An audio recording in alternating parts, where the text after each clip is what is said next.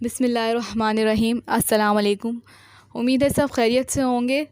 आज का जो टॉपिक है वो हमारी डेली लाइफ से रिलेटेड है, तो टॉपिक को बहुत गौर से सुनिएगा और ताकि हम इजीली जो है वो टॉपिक को समझ सकें और उसके ज़रिए अपनी लाइफ को इम्प्रूव कर सकें। तो हमारा जो टॉपिक है वो है डाइजेस्टिव सिस्टम के बारे में, कि हम किस तरह नेचुरल तरीके से अपने डाइजेस्टिव सिस्टम को इम्प्रूव कर सकते हैं।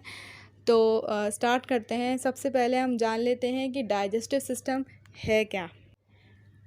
डाइजेस्टिव सिस्टम वो सिस्टम है जिसके ज़रिए हम फूड इंटेक करते हैं और फिर वो फूड हमारी बॉडी में एब्जॉर्ब होता है एज अ न्यूट्रिएंट, जिससे हमें एनर्जी मिलती है। वहाँ से उस प्रोसेस से लेके और बॉडी से जो टॉक्सिक मटेरियल होते हैं या जो भी वेस्टेज प्रोडक्ट है उसको रिमूव करने तक का जो प्रोसीजर होता है उसे डाइजेस्टिव सिस्टम कहते हैं। डाइजेस्टिव सिस्टम में डिफरेंट ऑर्गन इन्वॉल्व होते हैं, जिसके अंदर सबसे पहले माउथ आ जाता है। उसके बाद ईसोफेगस वो ट्यूब होती है जो हमारे थ्रोट से लेके हमारे स्टमक तक कनेक्ट होती है। इसके अलावा स्टमक आ जाता है pancreas, liver, gall bladder, small intestine और कोलोन एंड रेक्टम जो लार्ज इंटेस्टाइन में आ जाते हैं। तो डाइजेस्टिव सिस्टम को इम्प्रूव करने के लिए आज के टॉपिक में मैं 11 ऐसे तरीके बताऊंगी जिसके ज़रिए नेचुरल तरीके से आप अपना डाइजेस्टिव सिस्टम इम्प्रूव कर सकते हैं। तो पहले पॉइंट की तरफ आते हैं।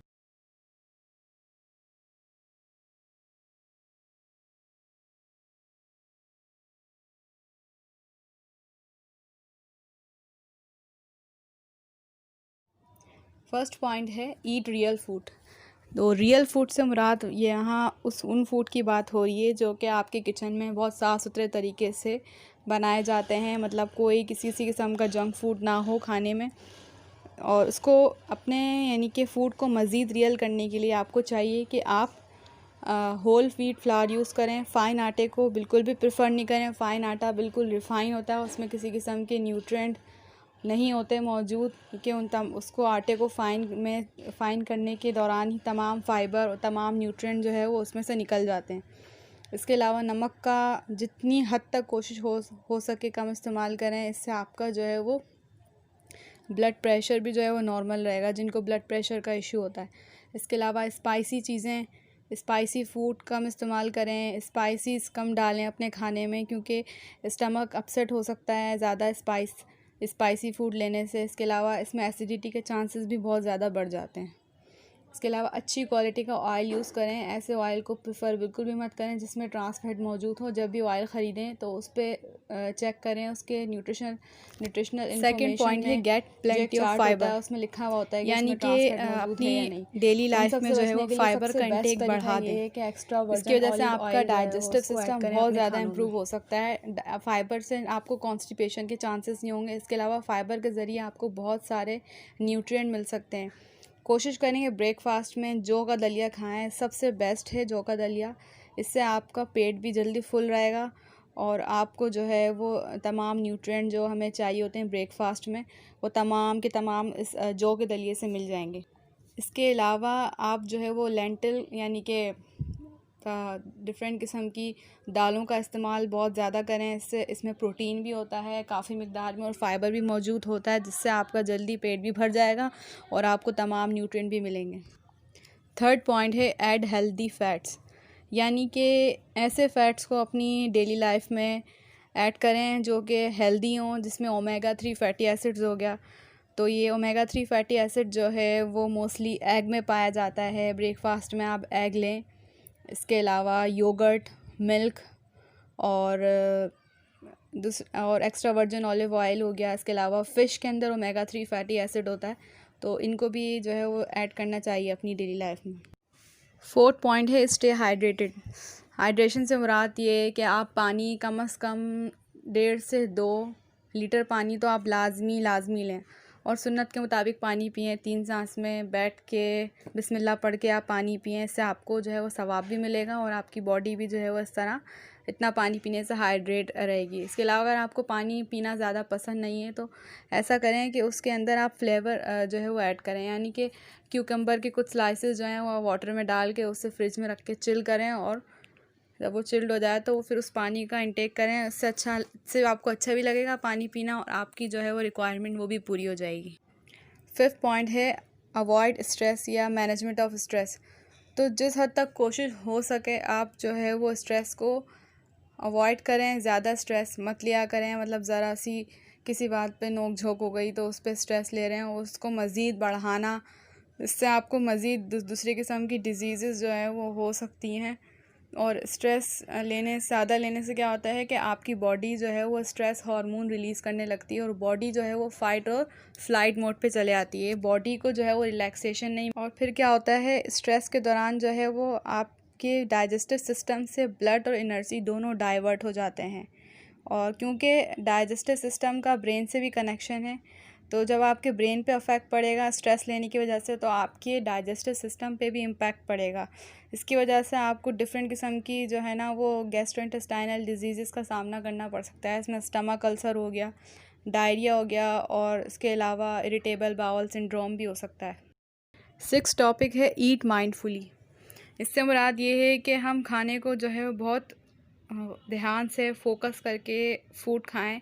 मतलब हम जो भी खा रहे हैं अपने फूड के टेक्सचर को जो है वो फोकस करें, उसकी स्मेल को फोकस करें। इसके अलावा स्लोली जो है वो हम खाना खाएं, और खाना खाते वक्त कभी भी मोबाइल वगैरह को यूज़ ना करें। अपना पूरा जो है वो पूरी अटेंशन जो है अपने फूड पे देनी चाहिए। तो इस तरह करने से होगा कि आपके ब्रेन को ये सिग्नल मिलेंगे कि कब आपका जो है वो स्टमक फुल हो गया है। अब ऐसा होता है कि हम बहुत जल्दी बहुत ज़्यादा खाना खा लेते हैं, फिर उसके बाद क्या होता है कि हमें ब्लोटिंग, गैस और इंडाइजेशन का जो है वो इश्यू हो जाता है। तो हमेशा खाने को जो है वो बहुत ज़्यादा अटेंशन देनी चाहिए और माइंडफुली जो है वो खाना खाना चाहिए। तो 7 पॉइंट है च्यू योर फूड। इसका मतलब ये है कि जब भी आप खाना खाएं तो उसको हल्के हल्के जो है वो चबाते हुए खाना खाएं। तो इसके ज़रिए क्या होगा, जब आप अपने खाने को च्यू करेंगे अच्छे तरीके से, तो जितने भी आपके फूड में कार्ब्स और फैट्स होते हैं ना, तो वो इजीली जो है वो ब्रेक डाउन हो जाते हैं। तो फिर जब स्टमक में जाते हैं माउथ से, तो क्या होता है आपकी स्टमक को जो है वो कम काम करना पड़ता है फूड को ब्रेक डाउन करने में। तो खाने को जो है वो अच्छे से चबाने से ये फ़ायदा ये होता है कि आपकी जो डाइजेस्टिव ट्रैक में एंजाइम होते हैं वो खाने को जल्दी ब्रेक डाउन कर देते हैं और आपके स्टमक पे ज़्यादा बर्डन नहीं पड़ता, और इससे जो है वो न्यूट्रिएंट एब्जॉर्प्शन भी बहुत इंक्रीज़ हो जाती है। 8 पॉइंट है डू एक्सरसाइज रेगुलरली।